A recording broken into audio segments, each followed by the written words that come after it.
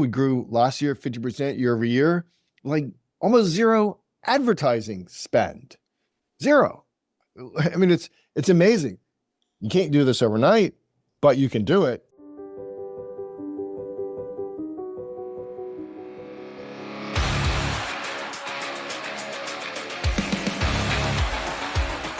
Sharp Strategies, Sweet Success. All right, welcome everyone to Sharp Strategies, Sweet Success. This is your host, Tiffany Swedensky, and today I have the famous Ben Glass, my former employer at BenGlassLaw, Great Legal Marketing. I worked for him for about 7 years, and it was a fantastic time in my life. Ben's a great boss. And I learned a lot about marketing during that time from him and, everyone else that was in the GLM universe, which is, a lot of information to take in about legal marketing. So it was a great place to get a lot of my experience. And Ben is a busy guy. I'm really happy that he was able to take some time to do the podcast. He has his own podcast. So anyway, I'll turn it over to Ben and let him introduce himself. And then I got some questions that I drafted this morning that I wanted to ask him. So Ben, I'll turn it over to you. Kennedy called me the busiest guy he knows. And Dan and I collaborated on the book, No BS Time Management for Entrepreneurs, last fall. So that's out there. My life is good. I'm starting 42nd year of practicing law, still do some cases, largely sort of manage and coach the team here at BenGlassLaw and sort of lead up the big picture marketing ideas, although we have a fantastic team beneath us and we're aligned with some partners that help us get our message out. I think, one of the things we might want to talk about is just like our digital marketing spend is almost zero. Like we invest so much time, energy, and money, Tiff, into coaching for ourselves, coaching for the business, coaching with experts. And we've been able to grow BenGlassLaw organically, right? Without spending a lot of money on advertising per se. So that's something we can chat about. I've been coaching lawyers, as you know, in Great Legal Marketing for 20 plus years. My son, Brian, is in both of those businesses with me. And we have a lot of fun. So what we say is, look, we're living the game of life. We're playing life. You don't know how many days you have. And we're playing the game of business. We happen to be lawyers or good lawyers, but we're entrepreneurs primarily. Like we like the game of taking on challenges, seeing like what's new out there. How can you be different? And how can you do this in a way that, balances everything else? Brian has children. I've got 7 going on 9 grandkids, plus my own 9 children. It's not perfect by any means, but I think we built something pretty cool. And that's what we try to teach lawyers. Like, let's build a life that's good for you, like whatever you want that to be. And let's do that in part by building a law firm that serves your life first.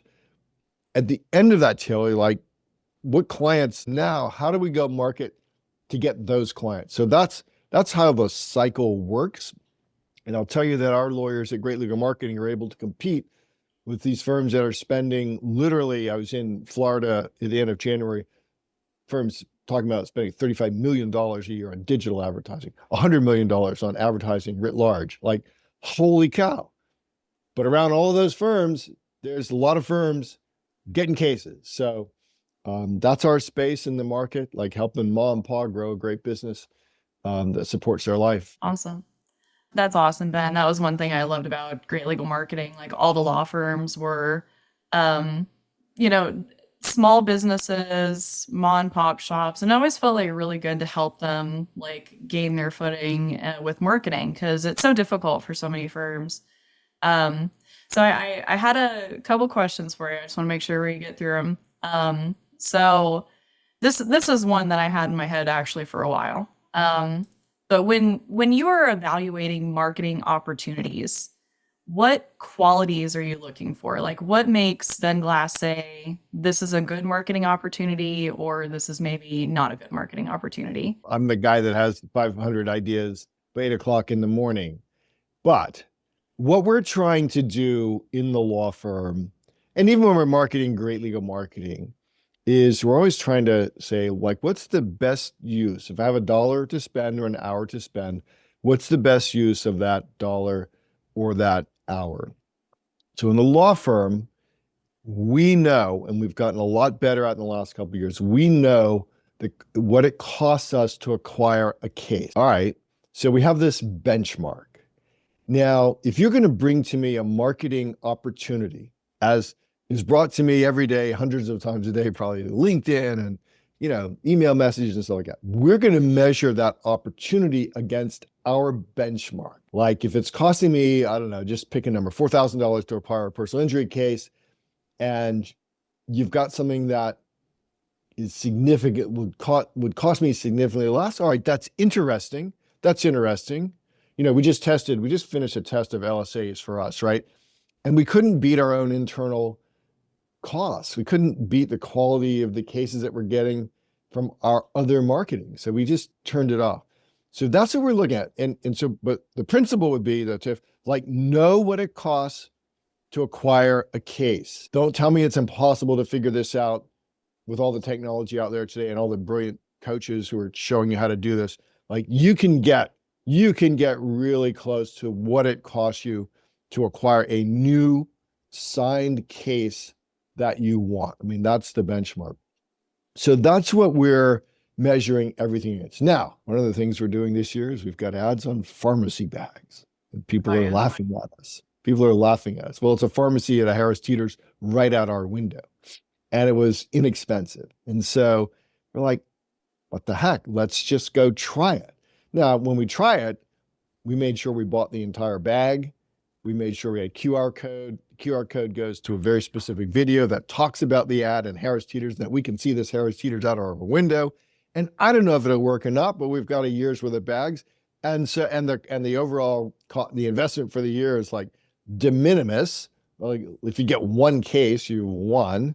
And so we will try things like that, especially Tiff, if we see an opportunity to do things that other lawyers aren't doing. So if you look at other pharmacy bag ads, it's all just has the lawyer picture, and the lawyer phone number. Like, screw that. Like, let's put a QR code. Like, why wouldn't we make the message be bigger? And people, you may say, I never read the ads on pharmaceuticals. I don't know. People can almost not resist QR codes, right? Like, what's behind this little squiggly picture? What might there be? So we'll do things like that as well. That's a long answer to your question, but I think the basis is you got to know what you're spending. You got to know what you're willing to spend to acquire a case. And the pharmacy bag, I've never thought of that. I've never even thought you could co-brand with a pharmacy like that. That's so fun. And you said something about basically know your cost per case, like your CPA.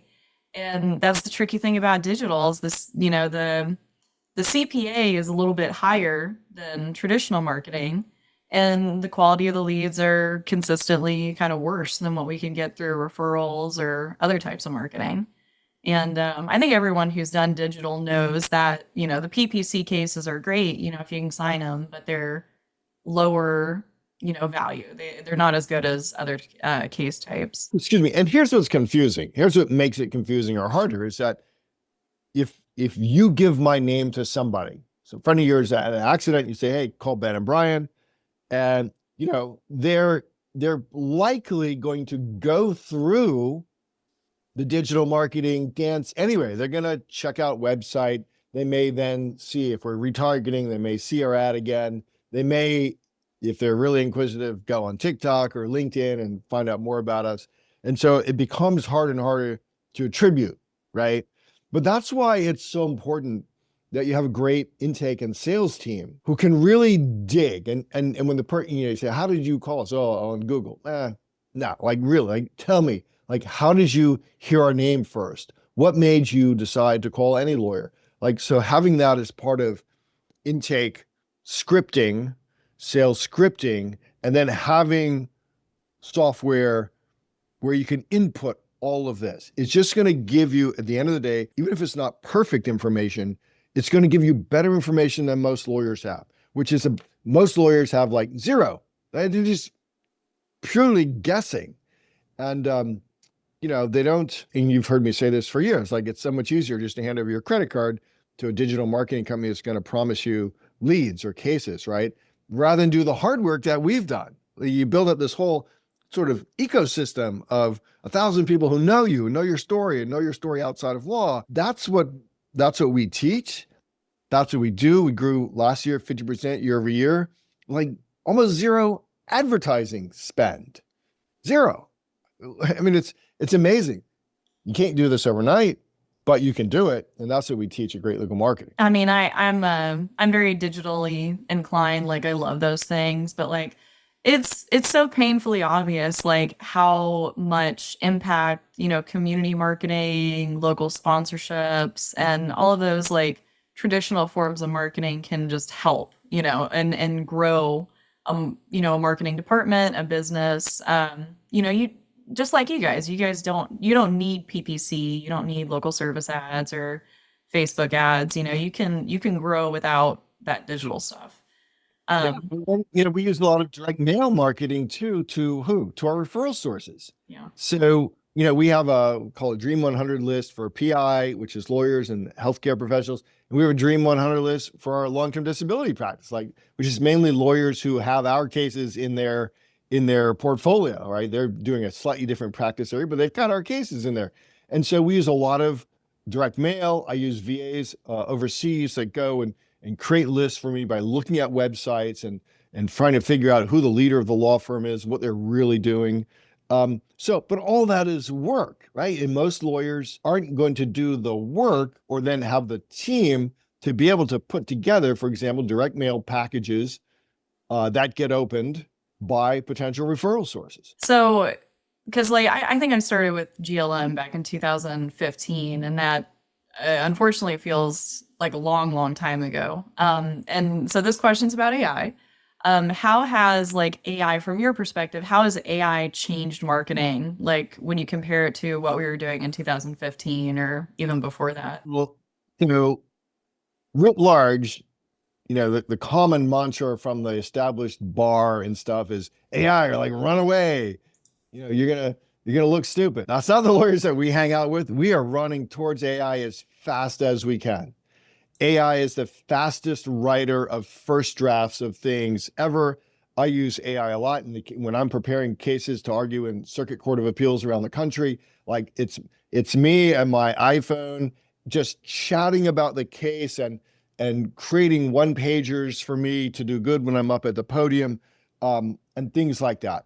So then how do you do it, Mark? Well, you hear the common mantra like, oh, if you use AI to write your articles and stuff, like Google's gonna kill you. Well, that's probably all true.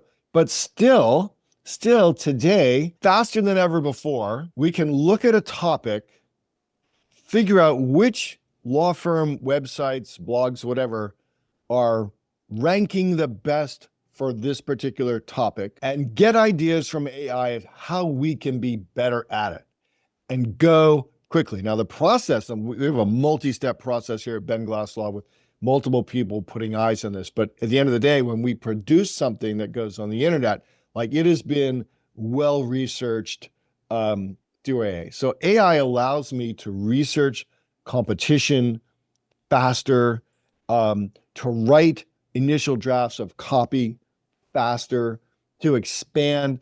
I mean, here's an AI tip, right? So a lot of the articles at BenGlassLaw.com, the more recent articles, are AI written in large part as a foundational part.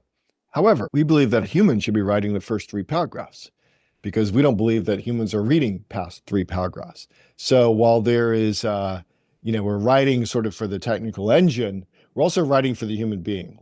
Because we want the human being to make the next step, which is call us, really. That's really what we want, even above every sort of web form fill or anything like that, or chatbot or stuff like that. So at the end of the day, the study of psychology, the study of human persuasion is still real. Something you and I have talked about for years is still really, really important.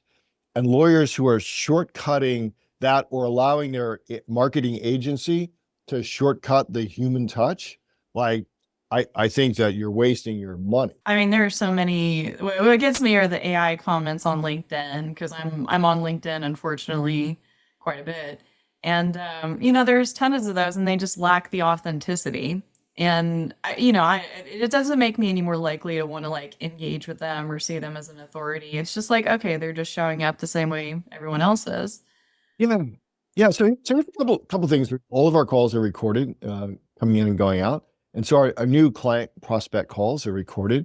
Take that recording, turn it into a transcript, and then run it through an AI prompt that we have, which evaluates my team. First of all, did they, reaffirm the smart choice the person made to give us a call?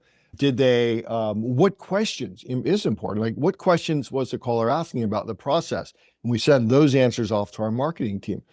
So that's a way to quickly be able to, for any lawyer to keep their hands on and their ears on what's actually going on the sales team. The other thing is, responding to reviews. So we've got some great prompts that will take the online review, and we've got a bunch of robust reviews, put into the prompt, and to get it to repeat back all the good things the reviewer said about us, to get it to highlight our team members who may have been mentioned in the review. And again, you're always going to read it, but you can do this now so quickly. And of course, an important point, as you know, is like you respond to every review. Like, don't let reviews, positive or negative, go unresponded to, because we want the next person to be spending lots of time looking through both the reviews we get and our responses back to those reviews. So that's a couple of ways that we're using AI in marketing: research, drafting, responding to reviews, and analyzing our inbound sales calls. I end up playing around quite a bit with AI, and I use Open AI's API platform to make agents. And these agents aren't going to replace anyone's job or anything, but I have one, and you might think this is interesting, but I named her Susie, the law firm intake specialist, after Susie at BenGlassLaw. That's who I thought of when I started setting her up. Cool. And basically, set up an intake agent that'll say like, okay, is this a good lead, bad lead, spam, not spam, and able to pre-rate inbound leads for law firms, and it's really nice. These things used to take so much work back in the day. We used to have to hand rate sales emails, and that just seems so funny to me. Yeah. Well, especially so if you spend a bunch of money to generate leads, through some lead gen company or PPC campaign, then it really helps the marketing team, the sales team. Your agent would help them like wrap their arms around the quality of the leads that are being produced, Yeah. right? And you're still not going to make a don't take decision based upon what the AI tells you, but it can help you analyze pretty quickly whether this program I'm investing in is giving me the type of leads that I want for my firm. And as you said earlier, Tiff, like usually they don't. It's hard to get quality. Oh yeah, it's so difficult. So the other question I had, really curious about, who is influencing you now? Because you're kind of the wise man at the top of the mountain, and you influence so many Yeah. attorneys.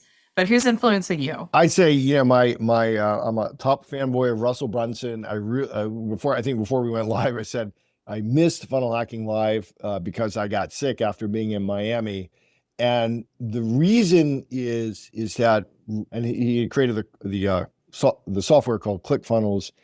Is he spends of his talking is about personal development, which is really my space. Like, there's all this technology and there's all these teams of people that you can hire to help you do, concrete, discrete tasks. At the end of the day, we believe that as you grow as an individual, open architecture, I can do this, I can create relationships, I can create win-win relationships, I can collaborate with anybody. And so Brunson talks a lot about that. Dan Kennedy, of course, my mentor for a long time, and Dan and I still stay in communication. Of course, we wrote a book together last year, but Dan doesn't spend quite as much time, unless you read some of his private newsletters that some of us subscribe to that you really can't find unless you're a lifer. He doesn't spend quite as much time on this personal development mindset stuff. And so that is who is inspiring me the most now. Yeah. And the next question I have, we might have already talked about it because we talked about AI. But marketing wise, what are you thinking about a lot now that you weren't thinking about like 5 or 10 years ago? Yeah. So in the law firm, the thing that we're doing better at, and I think I alluded to it, is in growing this base of referral sources who can send us more than one case in a year. And what's interesting, Tiffany, is that the opportunity there, it's easier today because people are getting less direct mail. And so now I go back to my direct mail copywriting upbringing, right, in the Kennedy world, and we can really crush it there. Now, again, it's work. You have to basically, you can't buy lists. You have to kind of create your own list or have human beings create your own list. You have to think about like, how's this going to get past the front desk?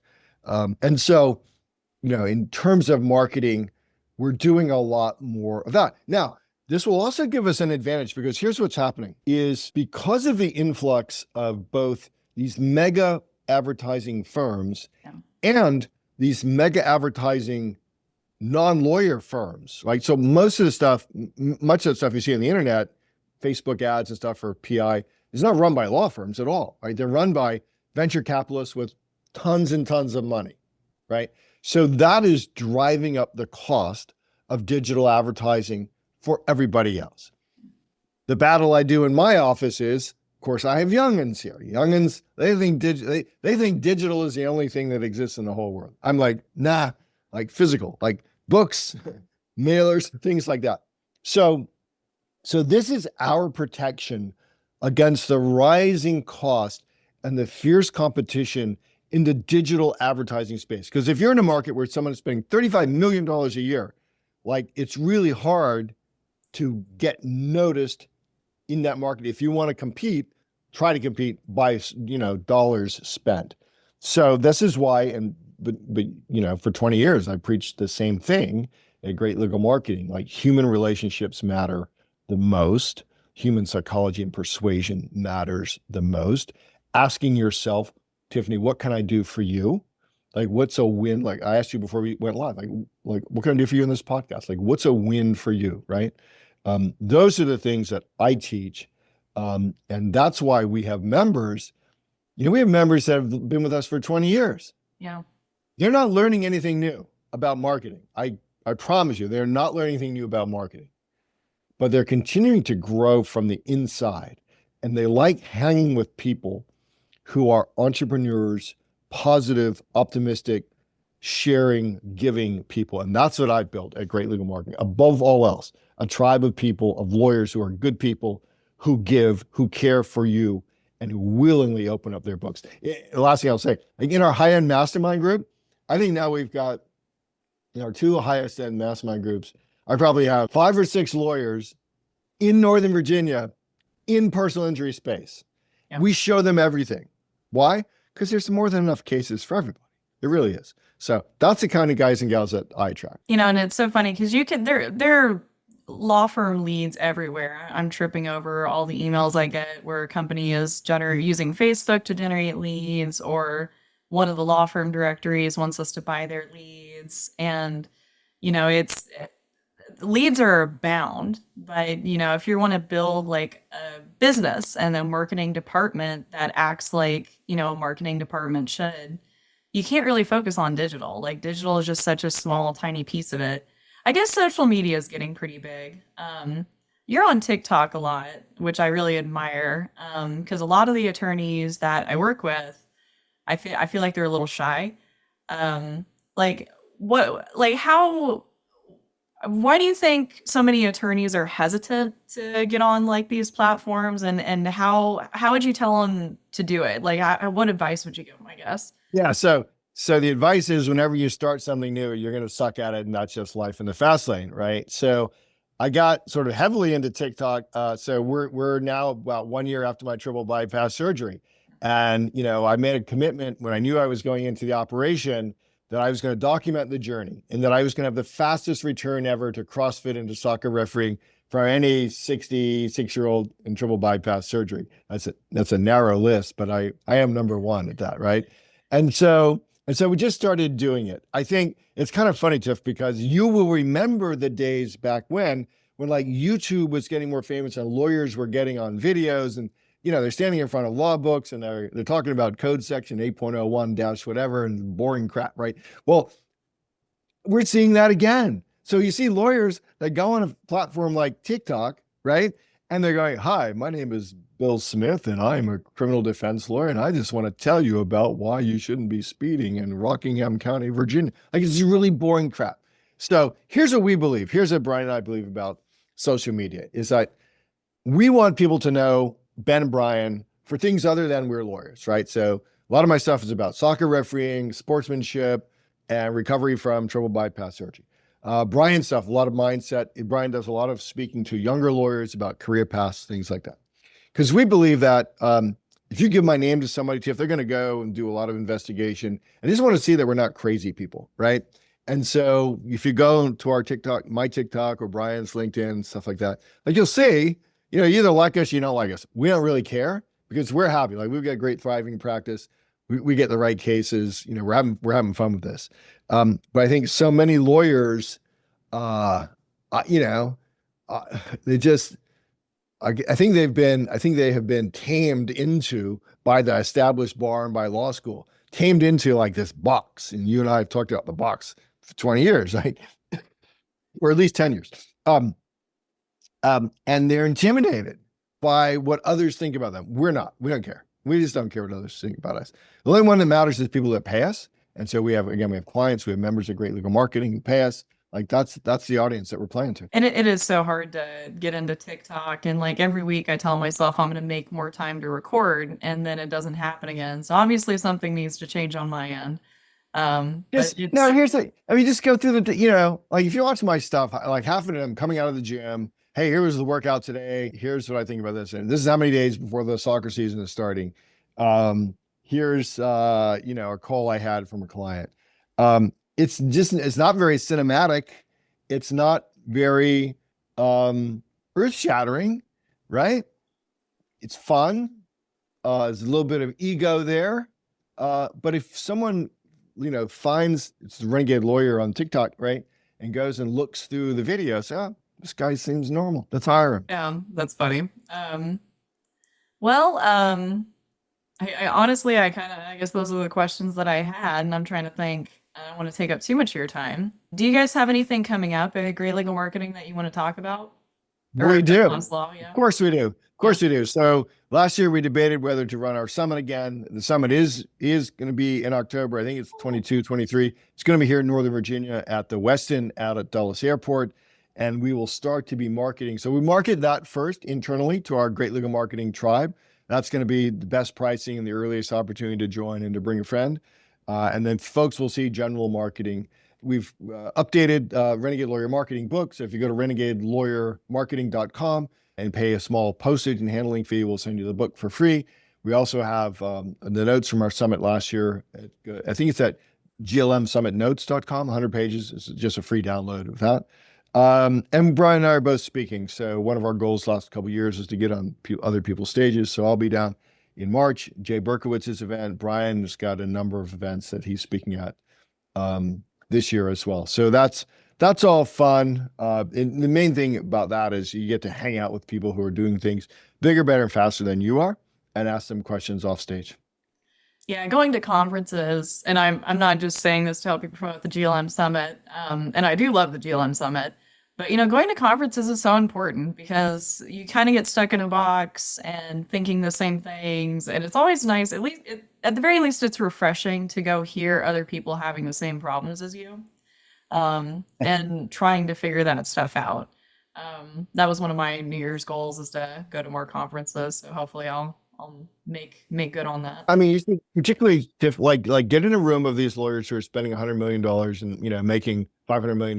Like it's just to be there and see like how do they think, what are they saying, what issues are they trying to solve for, what opportunities do they have. Those are spaces that we find most interesting right now because we are not running practices like that. But it is very interesting to be in rooms of people running these mega practices and picking their brain, like how do you do sales and intake, right? How do you measure, your marketing spend and case acquisition costs? Those are the places we really like to be. This episode will probably be published in a week or 2 weeks, so you'll have to search for the thing I forgot to mention. But I saw that Brian had posted an image of Morgan and Morgan's car wrap ad, and I that was so funny. Those ads are really hilarious. But I guess when you're that big, you can kind of market like that. You can spend a lot of money, but you know what? It hasn't affected us at all. People say, "Oh, Morgan and Morgan's in Northern Virginia." Like, we don't even notice. Like, our leads and our case acquisition continues to go up, not down. So we're not affected at all. I think, again, that just shows no matter what your practice area is, Tiffany, like, there's cases out there. There's clients you can serve that'll be the right ones for you, and you'd be the right ones for them. And we believe it's your duty to not let someone wander into somebody else's law firm when you are convinced that you would be the best for this client. We are convinced that we would be the best, not for every client, but for certain clients, and our whole team believes that. And you feel that vibe when you call us and when you deal with us. And that's why we're, very highly rated in terms of customer service, friendliness, and people come into our office and go, what is this place really? Because it doesn't look and feel like a law firm, as you know. It's really important to I like what we've been talking about, show up authentically and have that kind of experience, because maybe I shouldn't name them, but those big law firms doing those big digital ads, they get a certain type of client, which is probably not the clients that a lot of the law firms I work for, a lot of law firms in GLM would want anyway. So it's almost like they're playing a different game that you can watch from afar and kind of admire and learn something from. But yeah, I've never felt the pressure of like Morgan and Morgan taking over a space. It's just like they're catching the stuff that a lot of the other firms will reject. There's space and there's cases for everybody. It just depends on what you want to build for your own life. And the sad thing is, Tiff, like these young lawyers, many young lawyers, they never see the solo and small firm space, which we think is the greatest place to play in the world. So that's part of what I do, is help show the young lawyers like this path of entrepreneurship, and then help all lawyers who want to listen in these small firms how to build the perfect law firm, right, for them. And that's what we're really good at. You show me where you are and where you want to go, and we will help you decide your next dollar most efficiently. Well, thanks so much for joining me today and being a guest. I knew I definitely wanted you as a guest on the podcast, but I probably have to wait. But thanks so much for coming. Always fun. Yeah, always been fun. Yeah. Oh, I love talking with you. I think we saw each other at a mastermind dinner not long ago, where I got to come in and say hey, and it's always nice seeing you, honestly. Yeah, thank you. Well, you're serving some of our great legal marketing clients, and everybody raves about you and the team that you are building there.